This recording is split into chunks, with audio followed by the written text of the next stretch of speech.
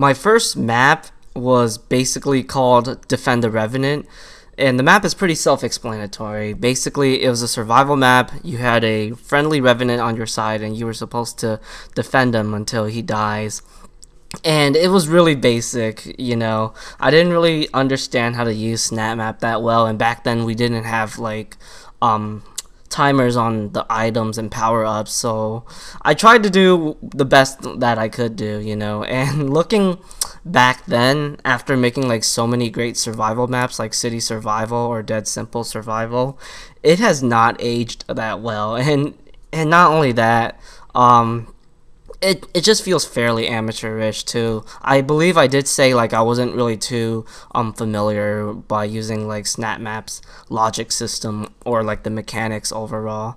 So it definitely wasn't really a great map that I made as far as my first map that I ever published for SnapMap.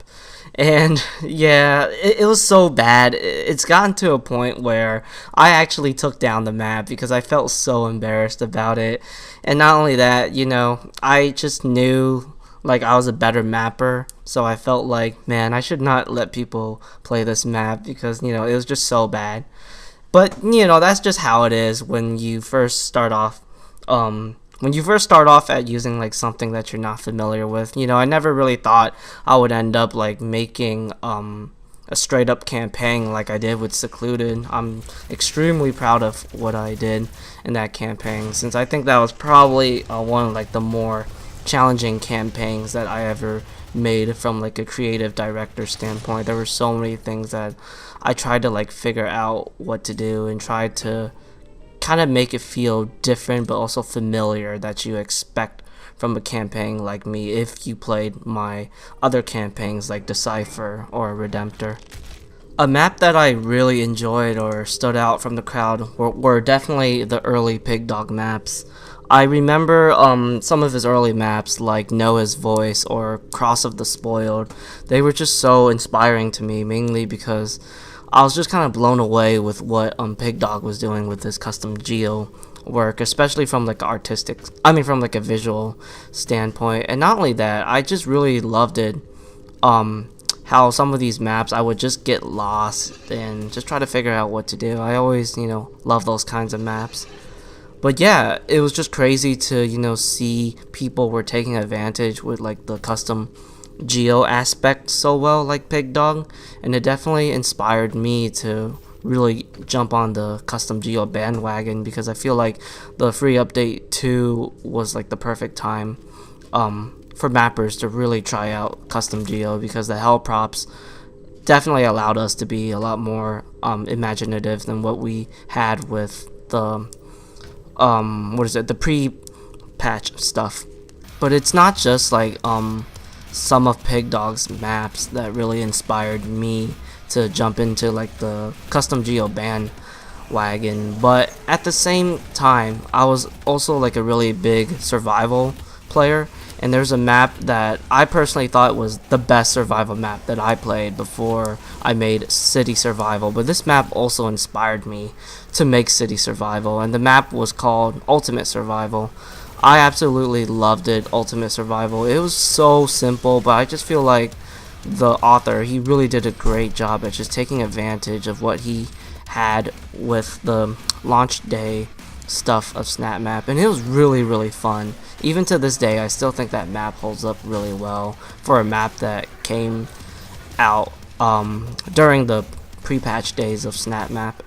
I got a good range of favorite mappers, guys like Bloodshot 12, Void Runner, Pig Dog, Doom Guy 161, The Doomer, Bad Fluppy, Spindle Shank, Dark Sniper. The list really just goes on and on, really. But I'm also a big fan of mappers that don't really get enough attention, or mappers that I feel are under the radar. For example, Farmer Bobhack. I really love this guy for his Biowar campaign. I think Biowar is the best SnapMap campaign I've ever played from, an author that's not including myself.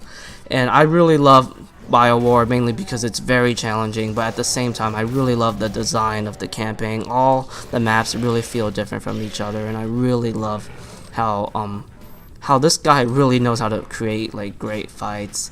And the main reason why BioWar doesn't really get much attention is because all the maps are one life only, so it's really designed to, like, you know, appeal to guys like me who really wants a challenge when playing Doom. And then you got this guy, his name is Janusz. He's he's like a fairly recent mapper that I discovered, but I really enjoyed his Untitled campaign. It really feels reminiscent to the dev-made SnapMap campaigns that I enjoyed, and I can tell he plays a lot of great first-person shooters too, to kind of look for that source of inspiration in his campaign. I do hope in the future we will see more talented mappers getting involved in SnapMap, if there is a SnapMap for Doom Eternal, mainly because I think SnapMap, you know, is such like a wonderful feature for Doom 2016, and while it's definitely not as powerful as mod tools, but it's just really crazy to see how people can take advantage of, you know, a tool that isn't really as flexible as like a SDK or a mod tool, but really make you feel like it can almost rival them, you know. And not only that, it's just a lot of fun to make maps out of Doom 2016's sandbox, and I think it's wonderful that its software allow the players to really let their imagination go wild with the Doom 2016 sandbox. I do hope to see Doom Eternal will push the level of flexibility and features for SnapMap to really allow authors to be able to push their imagination and use it with SnapMap. And hopefully we will have a bigger SnapMap community and continue to have great authors like myself and other authors that I mentioned in this video to showcase the power of SnapMap.